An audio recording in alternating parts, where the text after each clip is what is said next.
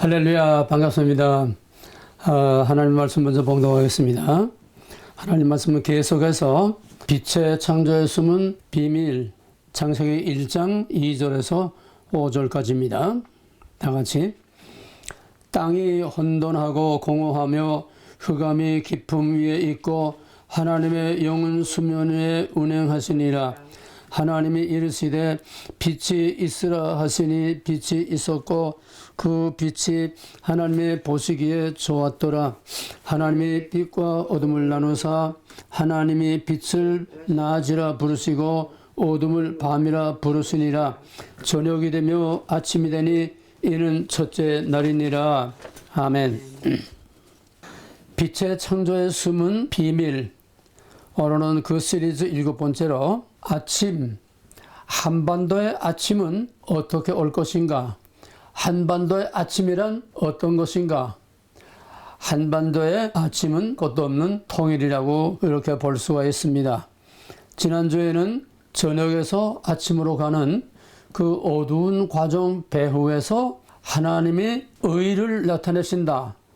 즉 하나님의 의란 어둠 속에 하나님의 의란 하나님의 구원이고 또 아침의 영광스러운 종말론적인 소망에 대한 약속입니다. 그것을 하나님께서 어두운 이면에서 그 일을 행하신다는 겁니다. 캄캄한 밤중인 오늘 한국은 밤이지만은 이면에서는 다음 날을 준비하는 그런 어둠의 이면에서 찬란한 빛이 비추고 있다는 것이, 이것이 바로 전 성경을 일관하는 하나의 원리입니다. 바로 한반도의 아침이 어떻게 올 것인가? 그것은 우리가 지금 흐르는 흐름을 보아서는 한반도의 아침은 지금 전 세계에서 한국의 위상이 풍선처럼 그냥 막 올라갑니다. 상상할 수 없는 정말 기상천외의 그러한 모습을 지금 우리가 보고 있습니다. 한국의 위상을 높입니다. 한국의 위상을 왜 높이느냐? 한국의 위상을 높임으로 자연스럽게 통일이 이루어지도록 몰고 가는 것입니다. 전 세계가 한국의 통일을 이루도록 하나님이 몰고 가시는 겁니다. 그러면은 이런 통일이 과연 어떻게 올 것인가? 문제는 그런 통일이 어떻게 올 것인가? 여기서 우리는 아직은 어둠이지만은 이 어둠 가운데서 영광스러운 아침의 통일을 향하는 새벽닭의 울음소리가 지금 들려오고 있습니다. 여명이 가까웠다고 하는 신호, 새벽닭의 울음소리가 지금 들려오고 있습니다. 그게 뭡니까? 도란변이처럼 밑도 끝도 없이 하늘에서 뚝 떨어진 것처럼 최악의 어둠에서 윤석열이라고 하는 그런 희망의 빛을 하나님께서 우리에게 비추셨다는 겁니다. 윤석열이 새벽닭의 울음소리와 같이 우리 앞에 다가올 영광스러운 대한민국의 통일과 또 온 세계의 영광스러운 대한민국의 그런 아침을 우리에게 알리는 하나의 신호탄이요, 하나의 새벽닭의 울음소리라고 우리는 이렇게 보아서 틀림이 없을 줄로 압니다. 문제는 윤석열은 말할 것도 없이 강력한 반공을 들고 나왔습니다. 취임식에서 한 연설에서 자유라는 말이 32번이나 나왔습니다. 그만큼 전체주의, 압제, 모든 불법, 모든 이 사상을 어지럽게 만들고 나라를 파괴하는 이런 파괴적인 모든 것을 다 완전히 새로 잡았다는 겁니다. 그래서 이러한 질서를 바로잡고 법을 바로 세우기 위해서 모든 지난 날들의 잘못된 것들을 하나하나 청소해 나가는 이 청소 작업이 그의 첫 번째 과제인 줄로 압니다. 물론 망가진 안보를 위해서는 한미동맹을 더 강화시키고 7년 동안 유예되었던 한미 군사훈련이 이번에는 북한을 공격한다는 전제하에서 총공격에 이러한 연습을 대대적으로 7년 만에 한미 군사훈련을 했습니다. 그런데 그가 또 내놓은 대북 정책은 무엇인가 하면은 물론 중국에 대해서는 상당히 이제 견제를 하면서 이제는 우리가 너의 속국이 아니다. 너희한테 끌려다니고 너희 눈치 보면서 하는 게 아니다. 우리는 당당하게 우리의 갈 길을 갈 것이다. 완전한 반중은 아니지만은 이렇게 당당하게 지금까지 중국의 노예처럼 그저 눈치만 보고 기침만 해도 그저 벌벌 떠는 이러한 정치를 안 하겠다는 겁니다. 그러니까 지금까지의 모든 것에 대한 확실한 정체성을 세웠습니다. 안보에 대해서 또 전체주의 또는 이런 무질서한 반정부 투쟁이라든지 이런 폭력 시위라든지 이런 모든 불법, 부정 이걸 바로잡아서 법이 다스리는 법치국가를 바로 세우겠다고 선언했습니다. 근데 이 대북 관계에서는 우리가 조금 아리송한 그런 걸 내놔서요. 대북 관계에서 대담한 계획이라는 이걸 내놨습니다. 이 대담한 계획이란 뭐냐?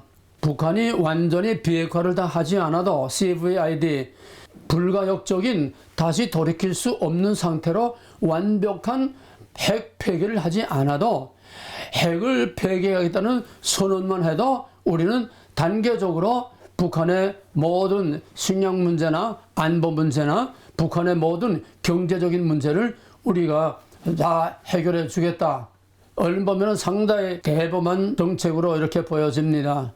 그런데 이걸 가만 그 속을 들여다보면은 북한이 지금까지 계속 70여 년 동안 거짓말로 일관했는데 아니 핵을 폐기하지 않았는데도 핵을 폐기하겠다고 말만 하면은 선언만 하면은 그 다음에 확 다 풀어주겠다는 거예요.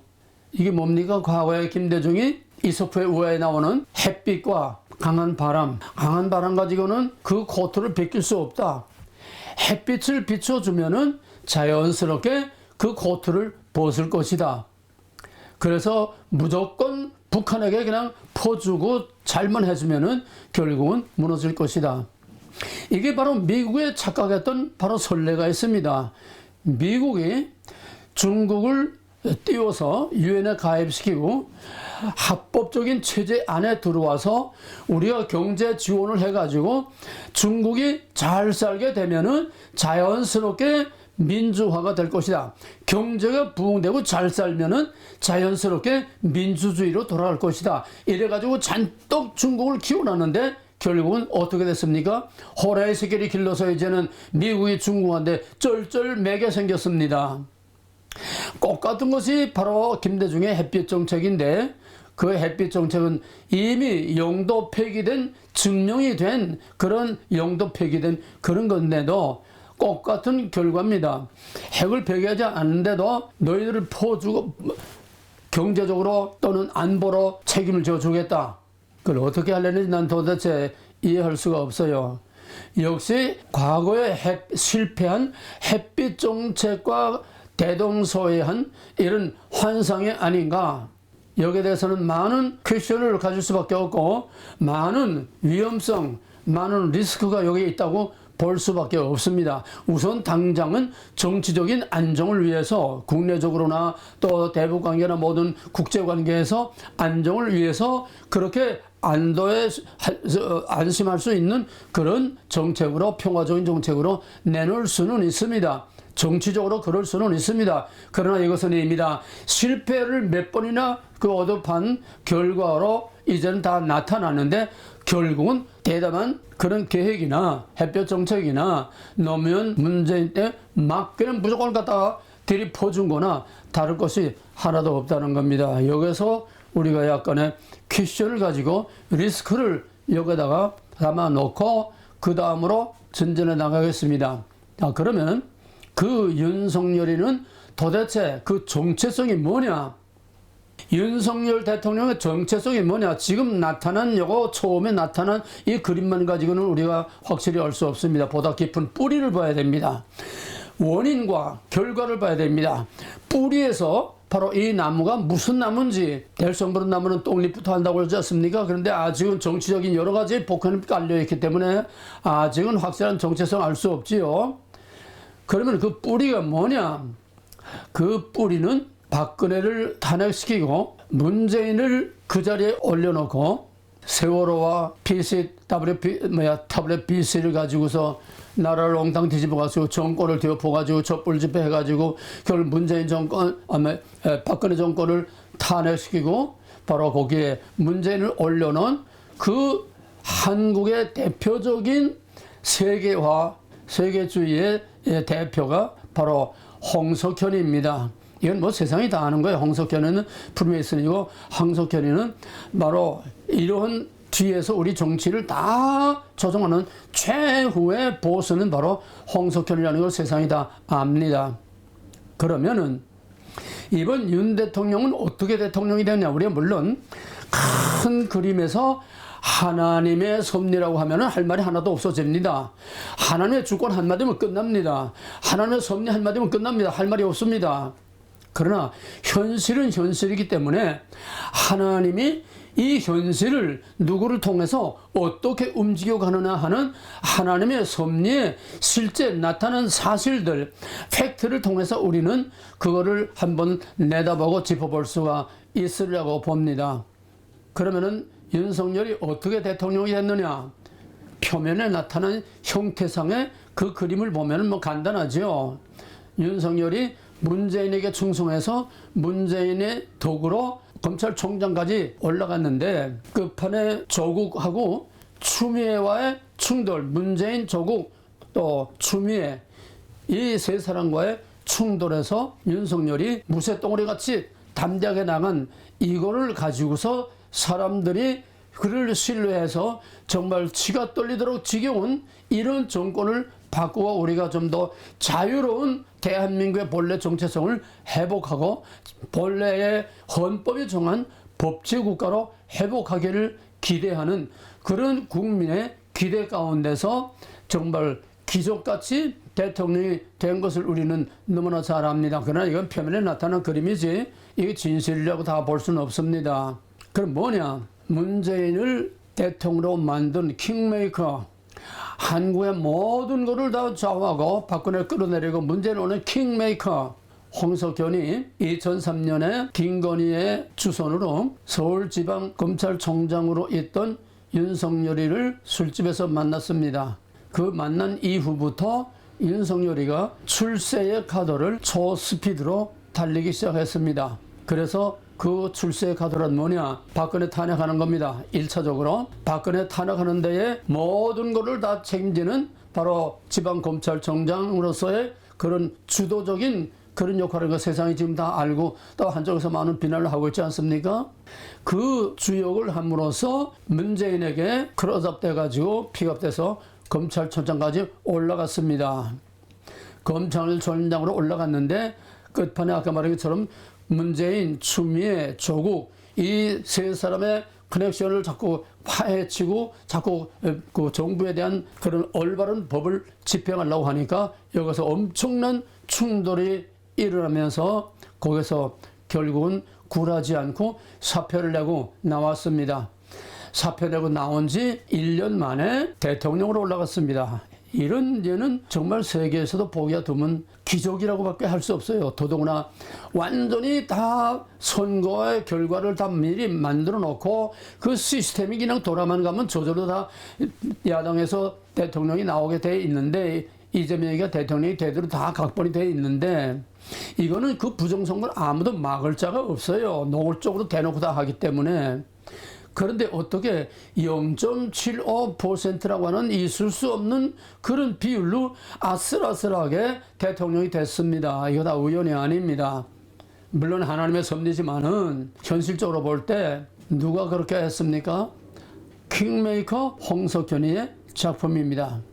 자, 그러면은 여기서 대북 정책에서 대담한 계획이라는 게 이게 어디서 왜 어떻게 나왔겠느냐? 그 뿌리를 한번 보게 되면은 이 홍석현이는 삼각연의 전 세계를 세 개의 블록으로 나누어 가지고 그 세 개의 블록, 그러니까 유럽 블록하고 남미 블록하고 그다음에 아시아 블록하고 세 블록으로 나누어서 이것을 유럽을 모델로 해 가지고 경제 공동체가 정치 공동체가 되고 그래서 남북미가 경제 공동체로 시작해서 정치 공동체가 되고 또 아시아가 경제 공동체로 APEC 경제 공동체로 해가지고 이것이 정치 공동체로 유럽 모델로 이게 되게 되면은 이 세 블록을 하나로 합쳐서 세계 정부를 만든다는 것이 그들의 계획입니다. 그래서 세 블록에 아시아 블록, 이게 삼각위원회인데 그 중에 아시아 블록의 의장은 바로 일본이었습니다. 그 삼각위원회의 부회장이 바로 송석현이었습니다. 어마어마한 거지요. 그런데 이 삼각위원회 부회장을 하고 난 뒤에 그 다음에 그는 뭐냐면 New World Order, 세계 단일 정부, 새 질서, 새 나라, 새 시대를 주도하는 New World, New Order, New Age, 거기에 한국 대표가 홍석현입니다. 좀 아는 사람은 입에 벌써 그림이 희미하게 보일 것입니다. 그가 대통령으로 세웠다면은 그 뿌리와 뭐가 맥이 연결되지 않느냐? 그럼 홍석현의 꿈은 뭐냐? 아시아 담당 삼각위원회 부위원장을 했으니까 이제는 좀 더 넓혀서 글로벌 거버먼트, 세계 정부의 일원으로서 아시아를 완전히 장악해서 아시아의 패권을 자기가 잡고서 아시아를 정치하겠다고 하는, 바로 아시아를 한 나라로, 한 블록으로 완전히 만들어서 아시아권을 자기가 패권을 잡고 주장하겠다는, 이것이 홍석현이의 꿈이요 계획이고 각본입니다. 그 일환에서 윤석열이가 나왔다고 하면은 윤석열의 대범한 계획이라는 대북 정책은 뭔가 같이 맥이 통하는 게 있지 않겠느냐. 큰 틀에서는 세계화 과정, 작은 틀에서는 아시아 블록의 강력한 공동체를 만든다는 겁니다. 그런 차원에서 만들어졌다는 것입니다. 자, 그러면 조금 더 발전시켜서, 그러면 홍석현, 윤석열, 문재인 이런 계보가 끈앞풀이 어떻게 됐느냐, 그거를 확실하게 뒷받침해 주는 것이 바로 지금 세계는, 과거에는 뭐 여러 가지 미국의 애교안보위원회라든지 FRB, CFR 뭐 여러 빌더버그 뭐 여러 프리메이슨 세계와 글로벌리즘 그룹들이 여러 가지 활동했지만은 요즘은 이걸 다 통합해 가지고 다보스 포럼이라는 이 기관이 지금 세계화, 세계 단일 정부를 위한 모든 것을 컨트롤하고 있습니다. 소위 작년에 선포된 그레이트 리셋, 세계를 완전히 새 세상을 만든다, 새 시대를 만든다, 하나님이 창조한 시대가 아니라 이제 인간에 의해서 만들어지는 새로운 제2의 창조, 제2의 세계, 인간에 의한 유토피아를 이 세상에 만든다고 하는 이 선언을, 그레이트 리셋이라는 선언을 바로 다보스 포럼에서 선언했는데, 그 다보스 포럼을 맨 처음 만들고 그 다보스 포럼의 수장으로 있는 슈바프라고 하는 그 회장이 한국의 정치에 일일이다 개입한 겁니다. 자, 노무현 때부터 노무현, 문재인, 윤석열 대통령 때, 아니 박근혜, 그 전에 2014년에 박근혜를 청와대 방문해서 면담을 했습니다. 4년 후에 2018년 방한해서 문재인을 면담을 했습니다. 4년 도래마다 대통령 바뀔 때마다 꼭 한국에 와서 대통령을 만났습니다. 그리고 2022년에 윤석열이 대통령이 되니까 윤석열은 아직 대통령 취임하기 전에 당선자의 위치에서 나경원이를 4월, 그러니까 금년 4월 22일부터 26일까지 스위스 다보스에서 그 다보스 포럼이 열리는데 한국 대표로 인수위원회에서 당선자의 자격으로 한국 대표를 보냈습니다. 26일 날 다보스 포럼이 26일 날 끝나니까 바로 다음 날 27일 날 바로 이 슈바프, 다보스 포럼의 수장인 이 슈바프가 한국에 와서 윤석열과 만났습니다. 자, 그러면 가만 보세요. 거꾸로 슈바프, 역대 대통령, 그 배후의 킹메이커인 홍석현, 다 한 줄로 서로 연결이 되어 있다는 이거를 우리가 직감할 수 있습니다. 그거를 바로 슈바프와 홍석현의 이 모든 것을 통해서 그 중간에 대통령은 이들이 만들어서 이들이 지금 움직이고 있다고 하는 겁니다. 미국의 대통령은 지금까지 미국의 CRF에서 추천하거나 지원하거나 CRF에서 뭐 하지 않는 사람 대통령 된 예가 없습니다. 윤석열처럼 지난번에 트럼프가 돌연변이로 나타나는데 이거 다 뒤엎어버렸죠. 이번에도 뒤엎어질 건데 이거는 결정적인 순간, 아주 중요한 순간이기 때문에 뒤에서는 하나님이지만은 이들이 결국은 윤석열을, 홍석현이 이 스와프와 이 세계를 주관하는 다보스 포럼의 이 막강한 글로벌리스트들에 의해서 윤석열이 대통령이 됐다고 보지 않을 수 없습니다. 이거는 내가 무슨 뭐 독창적인 어떤 주관적인 어떤 창조적인 그런 소설이 아닙니다. 세상에 너무너무나 알려져 있는 이미 사실로 드러났고 또 실제 우리 눈으로 목격하는 세계의 국제적인 움직임과 흐름을 다 정리해서 체계화시킨 것뿐이지 뭐 내 독창적인 주관이 여기에 뭐 내가 뭐 예언자도 아니고 독창적인 주관을 나는 읽은 것이 아닙니다. 나는 뭐 정치 분석가도 아니고 나타난 사실들 그걸 가지고 전부 종합해서 이 체계 속에 정리를 한 것뿐입니다. 자, 그러면은 이들이 한국을 주장하고 세계를 주장해서 이들이 세계 단일 정부로 지향한다고 하면은 이들이 어떻게 이 세상을 움직일 것인가? 왜 스와프라고 하는 세계의 온 세상을 움직이는 아주 수장 중에 수장인 그가 왜 대통령마다 전부 빠짐없이 한국에 일부러 와서 더더구나 다보스 포럼이 끝나자 다음날 한국에 와서 윤석열 당선자 아직도 대통령이 아닌데도 윤석열 당선 인수위원회 거기서 윤석열을 만났습니다. 얼마나 급하면은 이건 절대로 우연이라고 할 수 없습니다. 빈틈없는 계획과 시스템과 그런 계획에 의해서 움직이는 거지. 그런 사람들이 쓸데없이 뭐 문재인처럼 관광이나 댕기고 왔다 갔다 합니까? 때와 그 시점과 모든 것을 종합해 보면은 이거는 틀림없이 한국은 바로 다보스 포럼이라는 전 세계 글로벌리즘을 글로벌 가버넌먼트를 움직이는 바로 이 수장이 한국을 어떻게 하겠다고 하는 한국입니다. 이 왜 이렇게 한국에 관심이 많습니까? 왜 이렇게 한국에 집중적으로 관심을 가집니까? 그거는 이들이 한국을 중심으로 해서 새 세상을 만들겠다는 겁니다.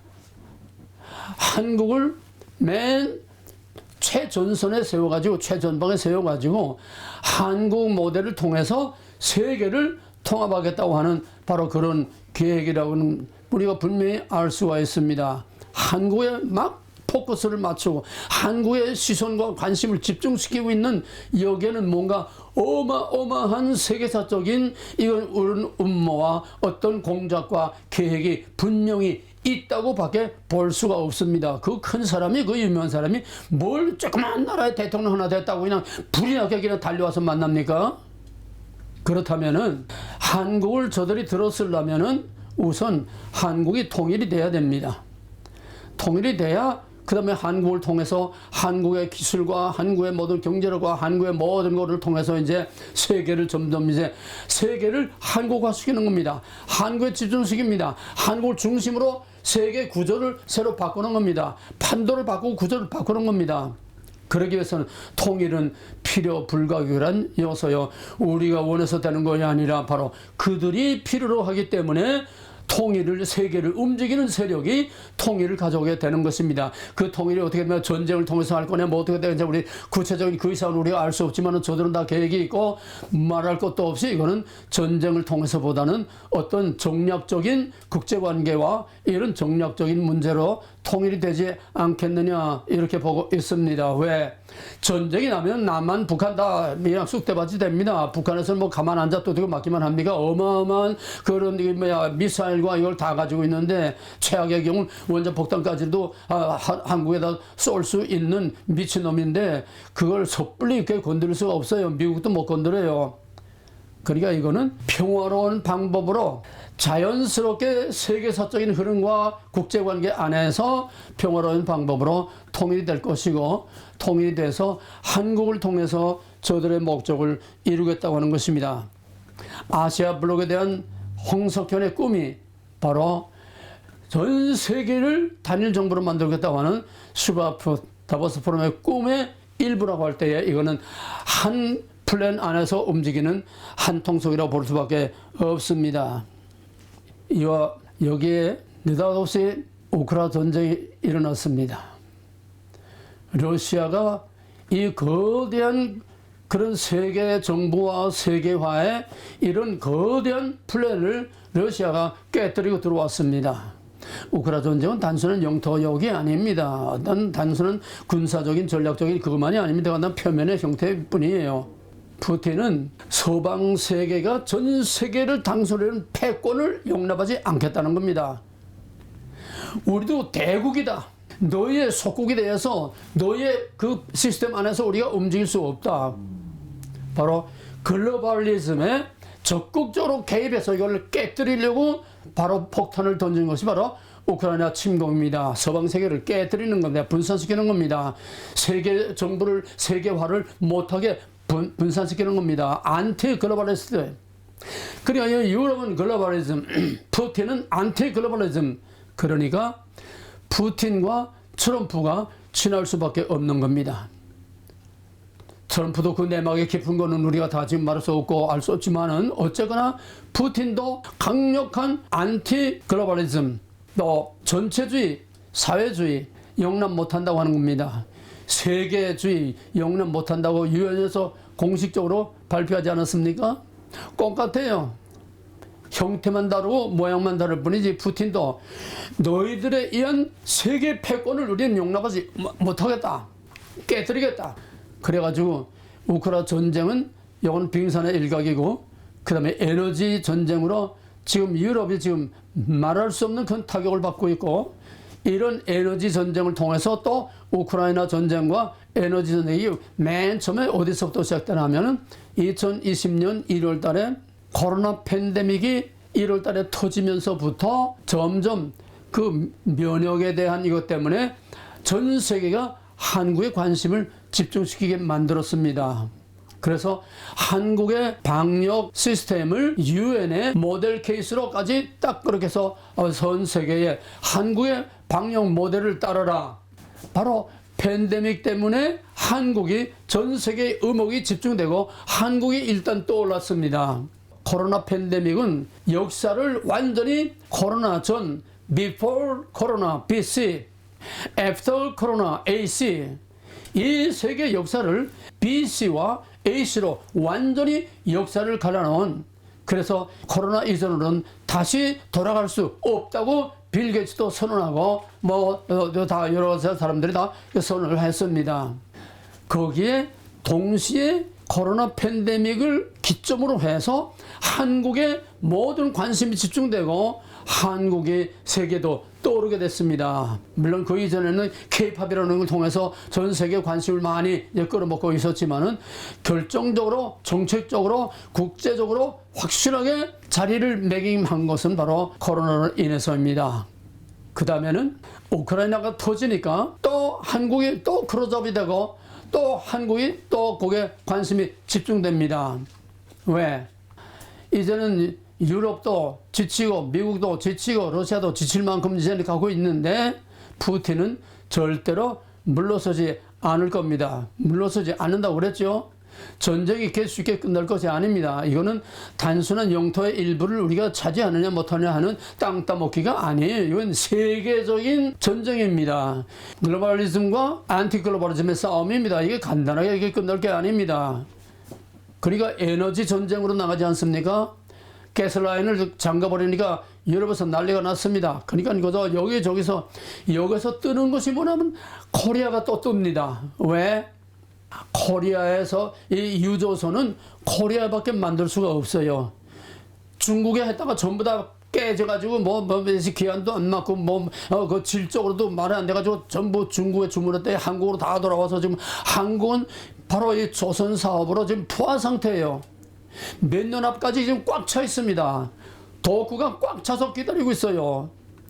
그러니까 에너지 문제로 해서 이제는 한국으로 이 유조선을 LNG 그 유조선을 특수한 유전선을 한국밖에는 만들 데가 없고 한국밖에는 믿을 수가 없기 때문에 에너지 문제가 한국에 집중하게 됐습니다.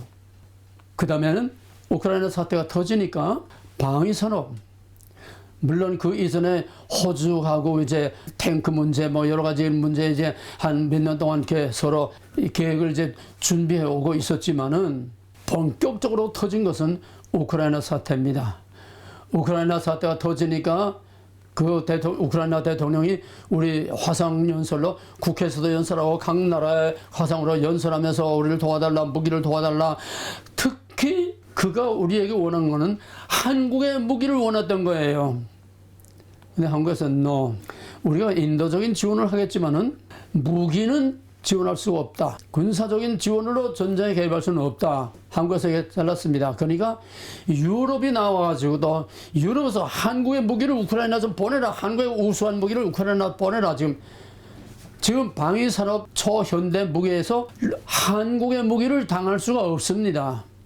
극히 일부를 제외하고는 미국도 중국도 한국의 최근에 나오는 무기들을 담당할 수가 없어요. 지금 한국의 방위산업 무기가 지금 탱크라든지 뭐 모든 것들이 그냥 세계 정상급으로 올라가서 이제 독일의 탱크도 다 내려앉고 이제 독일이 한국의 탱크를 수입하겠다고 합니다. 그 콧대 놓고 자존심 강한 독일이 그만큼 우크라이나 전쟁을 통해서 한국의 무기와 방위산업이 전 세계에 집중적인 의목을 받고 또 지금 주문을 받고 있습니다. 그러니까 러시아와 국경을 맞대고 있는 폴란드에서는 옆에 우크라이나가 당하는 걸 보니까 폴란드에서는 지금까지 러시아의 무기를 가지고 이제 무장을 하고 왔는데 이제는 다 필요 없다. 오직 코리아 해가지고 이제 한국에 비행기 탱크 장갑차 할 것 없이 한국의 무기를 통째로 다 그냥 하겠다고 몇십조 원을 20조 원인가 얼마를 한국이나 통째로 우리는 돈 먼저 주겠다. 저 인도네시아 사람들 지금 들어야 않겠다. 우리 돈 먼저 주겠다. 그러니까 폴란드가 그러니까 그다음에 또 사우디아라비아도 그렇고 또 여기에 또 인근이 발틱 상국 그다음에 노르웨이 또 전 세계가 다 지금 한국의 무기를 사겠다고 하는 줄을 서고 지금 난립니다. 그러니까 호주도 한국의 장갑차를 어떻게 할 거냐 말 거냐 독일의 장갑차하고 이렇게 비교하면서 이렇게 자꾸 이러다가 결국은 독일도 폴란드가 그냥 몽땅 한국의 방위 시스템 몽땅 딱 통째로 다 가져가겠다고 하니까 야 이거 우리가 먼저 시작했는데 우리가 뒷북치게 생겼구나. 그래 호주도 그냥 왈카닥 그냥 돌아서 가지고 이제 한국의 무기를 이제 받아들이게 되고 이제는 탱크만이 아니라 잠수함까지 전부 다 이제는 한국이 전 세계 무기에 지금 총분산이 돼서 이 수년 내에 방산 무기 성장률이 1위를 기록했습니다. 무섭게 한국의 방산 기술이 올라가는 거예요. 우크라이나 전쟁 때문에, 코로나 때문에, 우크라이나 전쟁 때문에 덕보는 거는 한국입니다. 그런데 유럽이 한국의 무기를 자꾸 이제 우크라이나 좀 보내서 좀 강력한 무기 가지고 러시아를 좀 쳐부셔라. 그래서 전쟁을 좀 끝내라. 그래 자꾸 한국을 붙이는데 한국은 우리 인도적인 지원만 했지 무기를 보낼 수는 없어. 거기엔 이유가 있습니다. 러시아는 노태우 때의 구소련이 레이건의 정책 때문에 구소련이 완전히 이제는 무너지기 직전 고르바초프가 개혁 개방하면서 소련의 경제가 아주 밑바닥까지 떨어져서 모든 외국의 투자들이 다 빠져나가고 우리나라 IMF 사태 때에 우리나라처럼 그냥 경제가 폭망하니까 러시아가 당장 빵 한 조각 얻기가 힘들어졌어요. 서방의 모든 기업들은 다 철저하고 모든 투자를 다 해소하는데 한국의 기업만 거기에 그냥 머물러 있었고 오히려 거기서 노태우 정부가 30억 달러를 러시아의 구소련에 차관을 줬습니다. 숨통 넘어가는 걸 겨우 숨 넘어가지 않게 살려준 거지요. 그러자 구소련이 무너지고 그 다음에는 러시아가 됐죠. 러시아가 되고 나서 이 부채에 대한 책임을 우리가 연계해서 소련에 대한 사실 엄밀히 말하면 딴 나라예요. 체제가 다릅니다. 우리 나이도 너 하면 끝나는 건데 그 공산주의가 뭐 무섭습니까? 그런데도 자기 나라라고 하는 프라이드 때문에 소련에서 한국의 그 차관 빚을 우리가 연계해서 우리가 받겠다. 그랬는데 막상 갑자기 갚을 돈이 없어요. 그러니까 이제 푸틴이 이제 19년 지금 통치하고 있지 않습니까? 푸틴은 전략가기 때문에 푸틴이 한국에 이 빚을 갚아줘야 되는데 이제라도 물어주고 그다음 뭐 기한이 있는가 봐요. 근데 한국의 빚을 갚을 길이 없으니까 소위 불검 사업이라고 해서 우리가 물건으로 주겠다. 돈을 줄 돈이 없으니까 우리가 물건으로 주는데 그게 뭐냐면 소련의 신무기들입니다. 아직 미국에도 개방하지 않고 세계 어디에도 개방하지 않고 소위 한통속이라는 중국 공산당까지도 개방하지 않고 후원해주지 않은 미국의 최첨단 기술들을 탱크를 먼저 보냈습니다.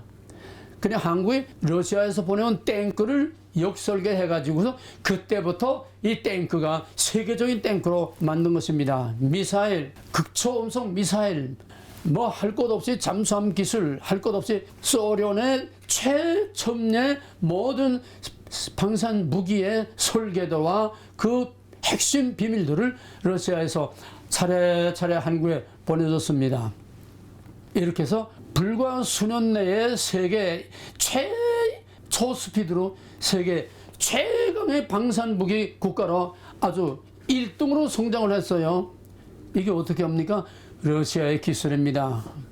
그러니까 아무리 지금 판도가 이렇게 되고 한미 동맹이 뭐 어떻게 되고 세상이 이렇게 된다고 하지만은 우리가 러시아에 의해서 이렇게 한국이 강하게 되고 인공위성까지 쏘아 올리게 되고 이게 전부 다 러시아의 기술을 받아서 했는데 우리가 그 은혜를 배신할 수는 없다. 그러니까 소련하고 러시아하고 직접 대결하는 무기를 절대로 줄 수 없다. 그렇게 되면 러시아에서 받은 무기를 가지고 러시아와 싸우게 되니까 한국의 입장이 완전히 곤란해지는 거죠. 그러니까 이것만은 우리가 지키겠다. 그래서 푸틴이 지금 전 세계에서 믿을 수 있는 나라는 오직 코리아 하나밖에 없다. 어떤 조약을 맺고 어떤 동맹을 맺고 어떤 뭐 해도 중국도 못 믿어. 아무것도 믿을 놈이 없어. 오직 코리아 밖에는 믿을 나라가 없다. 이제 결정적으로 푸틴이 이제 꽉 쥐고 있는 겁니다. 왜? 구소련이 망할 때 다 떠나는데, 다 버리고 떠나는데 코리아의 한국의 기업들은 그냥 남으로서 오히려 더 투자를 늘리고 게다가 차관까지 주고, 그 다음에 IMF 이 사태 올 때도 한국은 기업이 다 물러가지 않고 그냥 거기서 지켜줬고 계속 또 투자를 해줘서 러시아와 한국은 그냥 국제적인 관계, 애적인 어떤 관계, 정치적인 얘기 아닙니다. 완전히 의지적으로, 완전히 인간적으로 한국이라고 하는 나라를 100% 신뢰하고 믿는 관계가 됐습니다. 이 신뢰는 한미동맹보다도 더 강한 거예요. 한미동맹은 군사적인 전략상 이 문제 때문에 언제 어떻게 바뀔는지 예측할 수 없어요. 그래 푸틴이 있는 한은 러시아는 절대로 한국을 버리지 못하고 한국은 절대로 러시아를 보지 못하는 강력한 신뢰관계로 땅 붙여져 있습니다. 이건 어떤 조약 정도가 아닙니다. 거기에 러시아가 한국을 통해서 오히려 역으로 한국을 통해서 러시아가 전 세계 경제와 군사와 모든 패권을 다 주겠다고 하는 겁니다. 글로벌리즘에 대해서 이제는 러시아가 전 세계 패권을 주겠다는 거예요. 어떻게? 코리아를 통해서. 뭡니까? 첫째로 우크라이나 사태가 터지면서 러시아가 이제 에너지 문제가 이렇게 되고, 그러니까 이제 유통이 문제, 물류 유통, 또 중국이 남중국해 자꾸 이제 통과 못하게 하고 자꾸 이런 유통의 문제가 되니까 거기서 푸틴이 착안한 것이 북극 항로입니다. 아시아와 유럽을 잇는 북극 항로를 개발하게 되면은 지금 저 인도양으로 해서 이게 돌아오는 것의 3분의 1이 단축이 돼요. 시간, 에너지, 모든. 그러니까 북극 항로는 황금 루트입니다. 이건 오래전부터 누구나 다 꿈을 꾸는 건데 이건 꿈으로만 끝났지 감히 시도할 엄두를 못 내서 왜 그 북극의 얼음을 깨고 나가야 이게 배가 댕기는데, 그런데 한국의 조선업이 급성장해가지고서 LNG 그 유조선만이 아니라 북극 항로를 깨뜨리고 나갈 수 있는 해빙선과 동시에 이 LNG 이거를 운반할 수 있는 이 배를 만들 수 있는 것은 전 세계에 한국밖에 없습니다. 유일한 그러니까 북극 항로에 저희들의 생명과 장래가 달렸는데 그 북극 항로에 열쇠를 주고 있는 게 코리아니까 한국의 코리아. 그래서 배를 이번에 150척을 주문했어요. 해빙 LNG선. 그냥 얼음에 있거나 말거나 그냥 막 얼음을 가르고 나가는 이걸 며칠 전에 150척을 한국에 주문을 했습니다. 완전히 북극 항로로 전 세계를 장악하겠다는 거예요. 전 세계 에너지, 전 세계 경제, 전 세계 물류, 유통 전부 다 장악하겠다는 거예요. 그럼 세계 장악하는 거죠. 첫째는 북극 항로, 그 다음에는 유럽과 아시아를 잇는 육로, 대륙 횡단철도. 박근혜 때부터 이제 나왔던 얘기인데 러시아가 자꾸 이제 군침을 흘리고 자꾸 이제 추파를 던지는 겁니다. 박근혜하고 이제 대륙 철도, 물론 중국은 중국대로 꿈꾸고 있지만은 대륙 횡단철도 유럽에서 직접 물건을 한국으로 와가지고서 한국에서 아시아 모든 나라를 다 전부 나갈 수 있는 부산을 물류 유통 허브로 만들고, 해로는 북극 항로, 육로로는 대륙 횡단철도, 그렇게 해가지고 전 세계를 장악하겠다는 겁니다. 그 다음에 뭐 방산무기 같은 거냐 말할 것도 없지요. 그래서 러시아는 한국을 절대로 놓을 수가 없고, 한국을 떠나서는 러시아는 앞으로 이 세상을 뚫고 나갈 아무런 보장과 근거가 없습니다. 자, 그런 가운데 미국은 어떠냐? 미국은 미국대로, 그 다음에 또 하나는 러시아와 한국을 잇는 파이프라인, 가스를 러시아에서 한국으로, 저 북한을 경유해서 한국으로, 이거는 뭐 박근혜 때부터 뭐 문재인 때부터 계속 이 얘기가 있던 건데 지금 상황이 그렇게 안 되니까 그렇죠. 이거는 통일을 전제로 하는 겁니다. 그렇게 하게 되면은 바로 물류도 가스라인을 통해서 부산에서 모든 LNG, 이게 이제 아시아 모든 나라들로 나가는, 그러니까 한국과 부산이 물류 유통의 총 기지가 되고, 또 수단과 방법에 있어서 북극 항로와 LNG 선이라고 하는 거, 그 다음에 대륙 철도를 통해서 한국을 아시아의 전 세계를 좌우할 수 있는 물류 유통의 허브를 만들겠다는 겁니다. 그 다음에 네 번째로는 한국에게 뭐 그런 뭐 말까지도 지금 나오고 있어요. 푸틴이 지금 뭐 건강이 좋지 않으니까 내가 죽으면은 저 연해주는 본래 만주와 함께 한국 땅이었어. 그러니까 내가 죽으면은 연해주를 한국에 주라.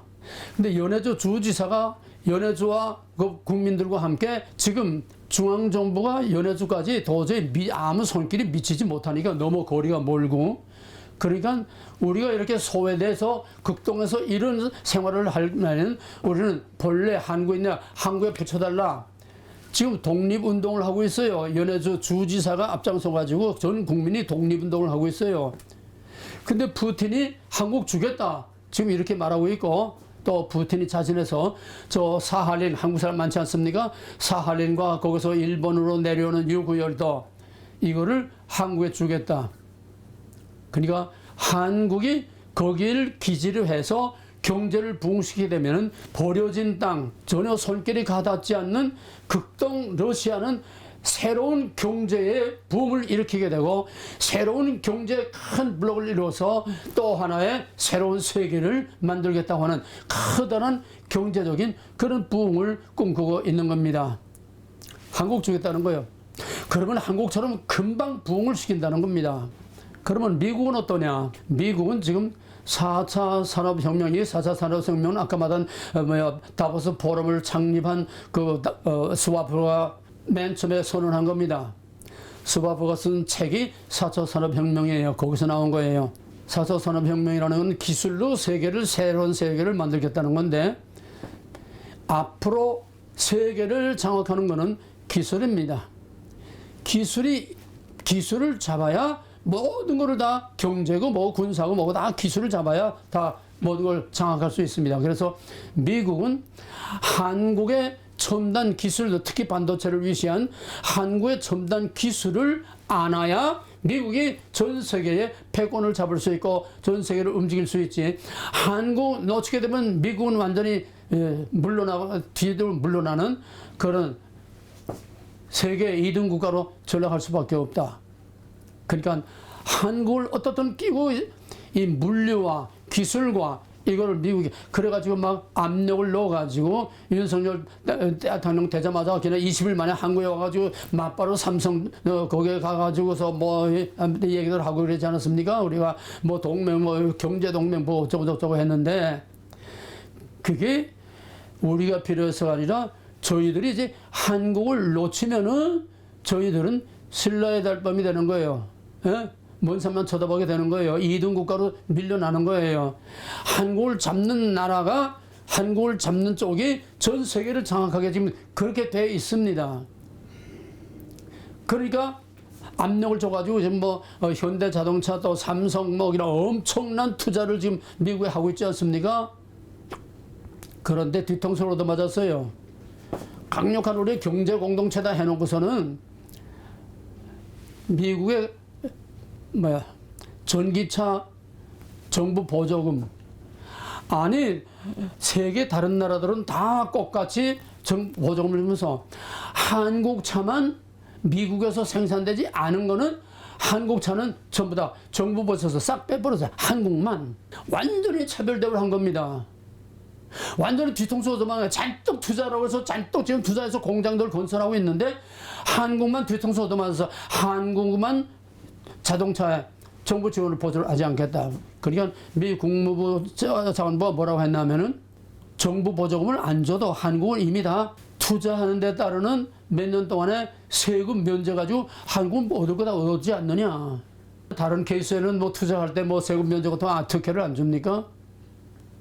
너희들은 받을 거 다 받았다니 이제 완전히 오리발 내밀고 한국만 지금 미국에서 완전히 따돌림 받는 오리발 신세가 됐어요. 낙동강 오리가 된 거예요.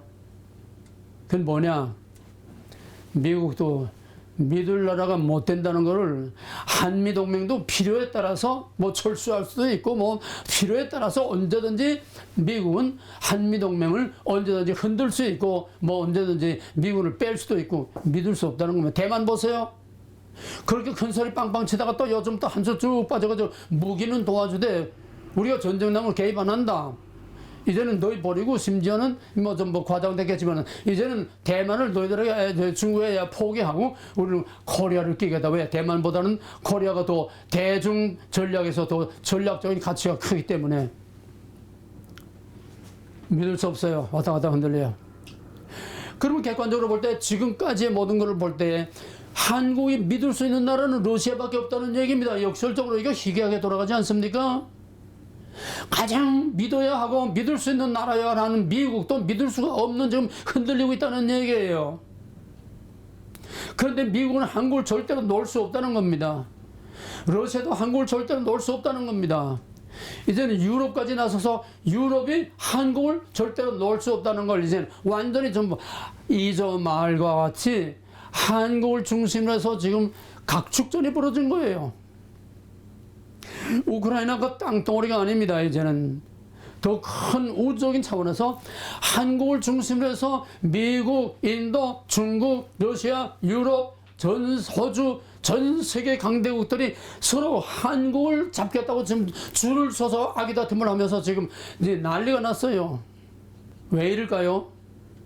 지금 세계 판도를 완전히 극도 팬데믹 이후 완전히 국제관계와 세계 모든 판도와 가치관과 모든 것을 완전히 뒤죽박죽으로 다 그냥 만들어놔서 지금 세계가 지갑변동이 나서 완전히 세계 구조를 완전히 판을 바꿔놓는 이런 대혼란 가운데서 지금 한국이 뜨는 태양이 된 겁니다.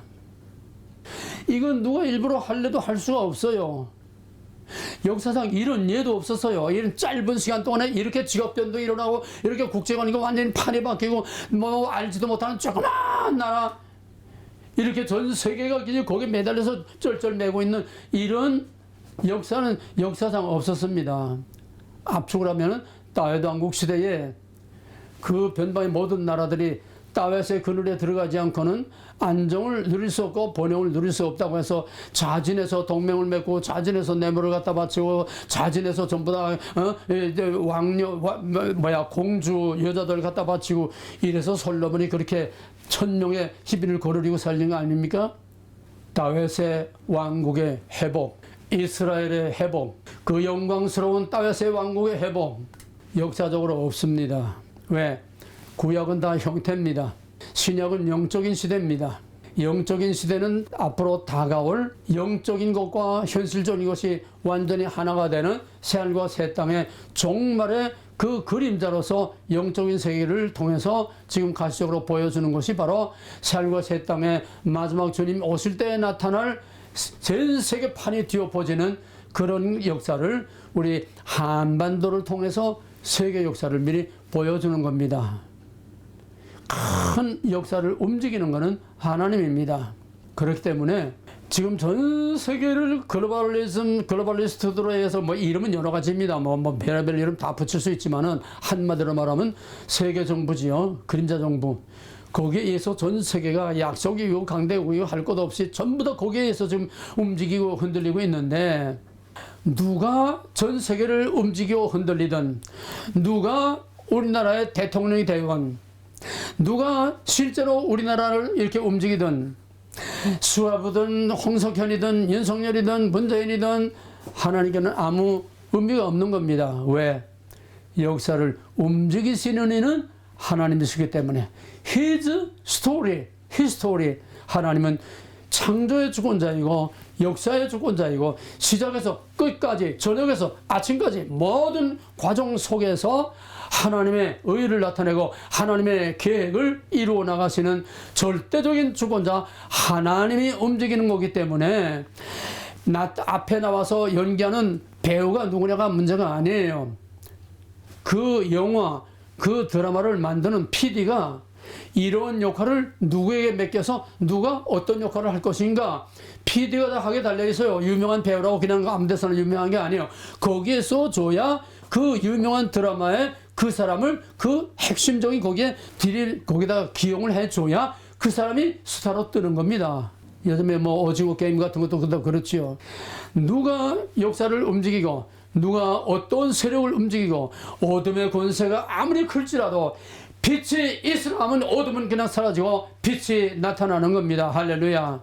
한반도의 통일은 역사적으로 현실적으로 러시아도 필요로 절대적으로 원하고 미국도 원하고 유럽도 원하고 전 세계가 다 한국의 영광과 한국의 통일과 한국을 전부 다 바라보고 있는 이런 시대인데 한국의 통일을 반대하는 나라는 중국하고 일본입니다.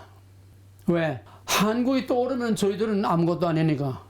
벌써 최근 2, 3년, 3, 4년 내에 한국의 방산무기와 한국의 각 분야, 각종 기술들, 그냥 중국이 히터를 가지고 무기화하고 준다, 안 준다, 치사한 짓 할 때 한국에서 히터를 발견하고 히터로 대신할 수 있는 신소재도 발견하고 그냥 완전히 중국 뒤통수 치고 일본은 완전히 지금 벌써 가라앉는 배가 됐습니다. 완전히 일본은 전 세계에서 전부 다 선전을 당하고 뒷전으로 밀려나고 이젠 중국도 팬데믹 사태에 의해 전 세계가 다 이제 중국에서 다 빠져나가고 중국에 투자한 기업들도 지금 중국에서 다 빠져나가고 중국은 지금 극심한 가뭄으로 중국의 최대의 커다란 생명줄력을 쓴 양장항이 바닥에 다 드러났어요. 지배하고 어마어마하게 큰 양장항 바닥이 다 드러났어요.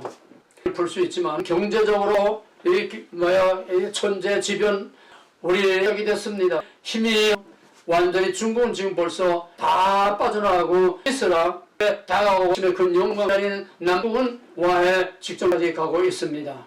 시진핑이 또 3년이면 하느냐 안 하느냐 이게 중요한 게 아니에요. 세계사적인 판도가 어떻게 움직이느냐 여기에 따라가는 거지. 시진핑이 어떤 권모술수를 쓰고 숙청을 하고 한다고 제 마음대로 되는 게 아니에요.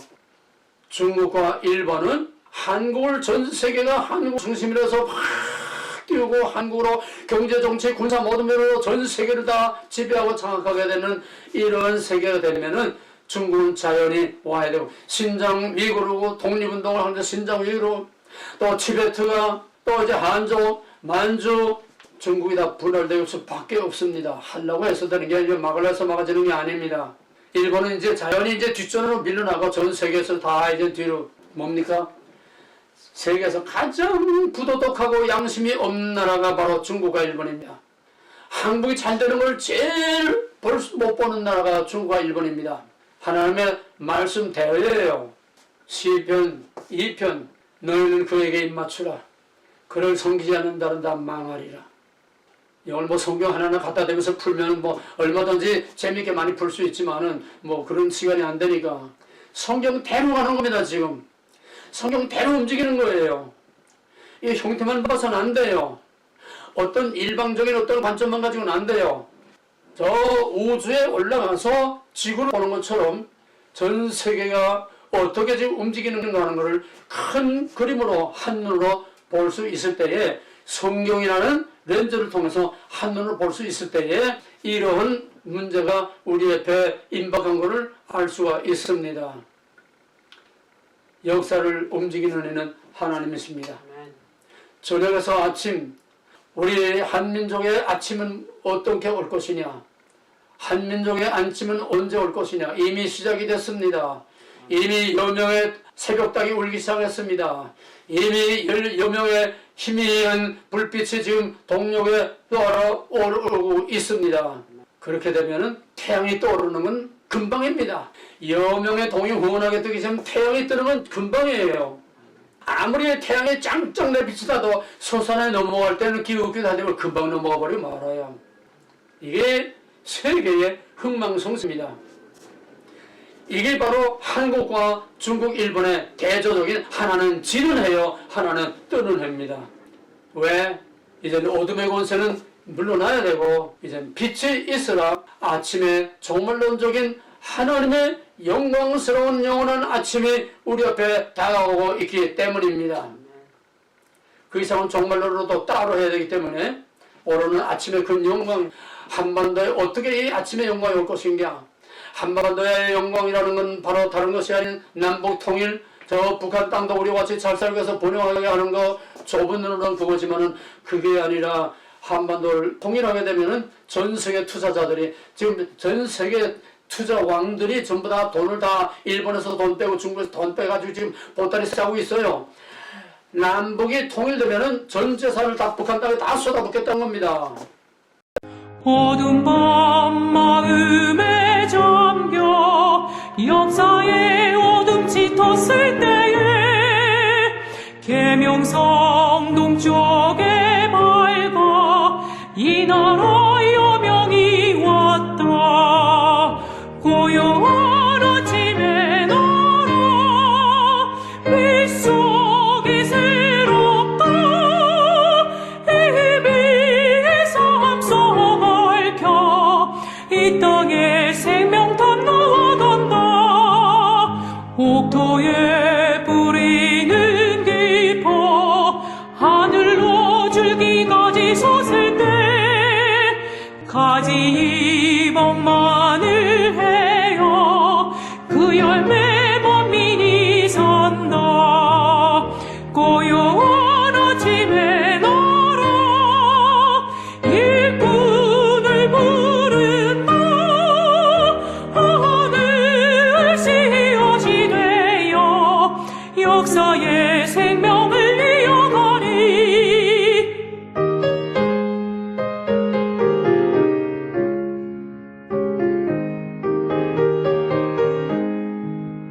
맑은 샘줄기 용서사 거칠은 땅에 흘러젖힐 때 기름진 푸른 벌판이 눈앞에 활짝 트인다.